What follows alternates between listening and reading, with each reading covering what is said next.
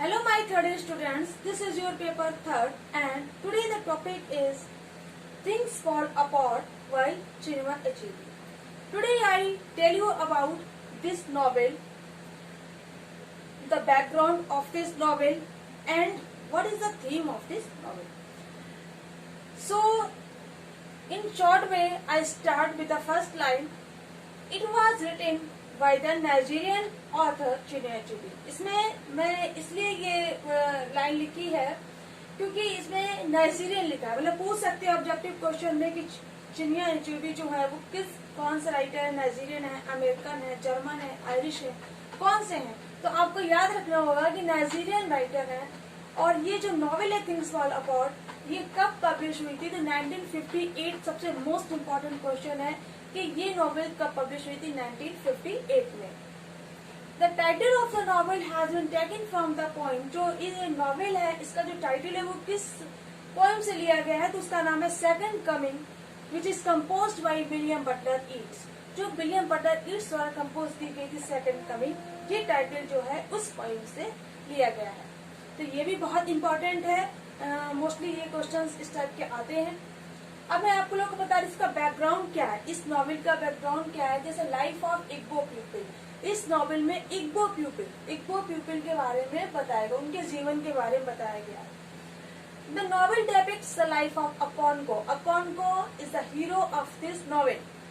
अकोंको a leader and a local wrestling champion in Umuofia. अब ये Umuofia वो जगह है जहाँ पर ये लोग रहते हैं, जहाँ पर ये नॉवेल मतलब इसमें जो जगह है वो बताई गई, वो उसका नाम है Umuofia.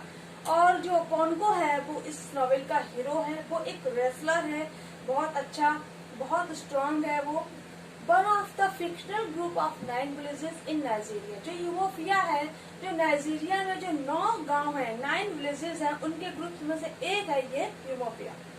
Inhabited bye Igbo people, जिसमें इग्बो पीपल रहते हैं। It focuses on his family. ये जो नॉवेल है वो किस पर फोकस करता है?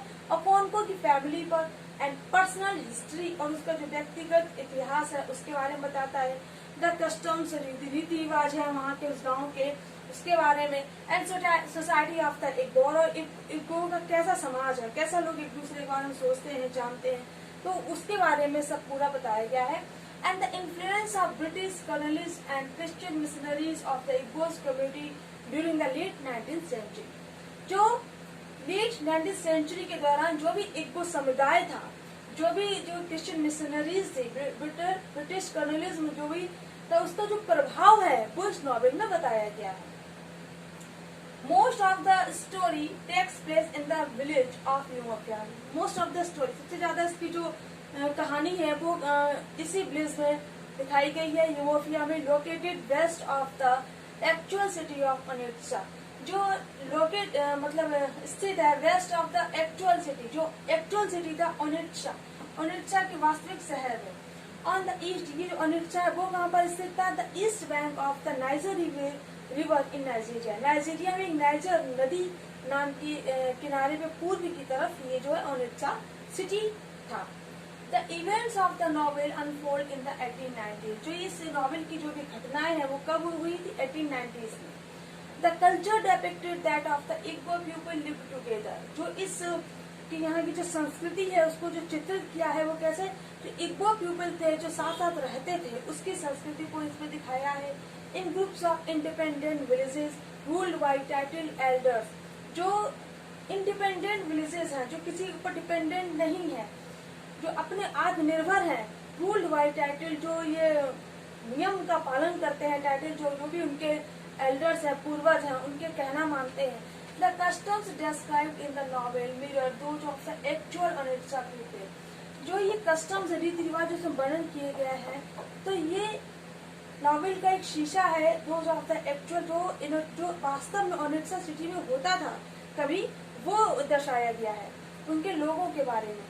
हु लिव्ड नियर ओजिटी, जो ये ओनित्सा सिटी थी और जो लोग रहते थे किस पर? नियर ओजिटी के पास में। एंड ओजिटी भी एक जगह का नाम है, ओजिटी उस जगह का नाम है जहाँ पर चिनिया अचेबी राइटर थे, उन्होंने जन्म लिया था। And with whom अचेबी was family, और जिसके जो चिनिया अचेबी जिससे परिचित थे, मतलब वहाँ की बोली भाषा रीति रिवाज सबसे वो फैमिलियर थे चिन्हे अचेबी, इसलिए उन्होंने वहाँ के लोगों का वर्णन किया।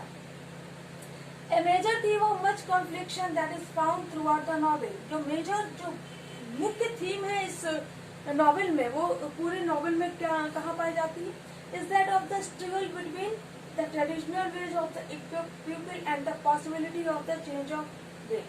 मतलब जो स्ट्रगल है, किसका संघर्ष है, किसके बीच में, ट्रेडिशनल वेज ऑफ एक वो पीपल का जो पारंपरिक जो नियम है, जो तरीके हैं, एंड द पॉसिबिलिटी ऑफ, और जो मुमकिन हो सकता है चेंज ऑफ, हवा का जो बदलाव है, सो टू स्पीक, इस बारे में इसे बताया गया है। एक कॉमन थीम, अब ये कॉमन थी तो मेजर थीम थी, और कॉमन थीम क्या है कि found through out things for apart, पूरे नॉवेल में जो दिखाई गई है, is the difference of languages.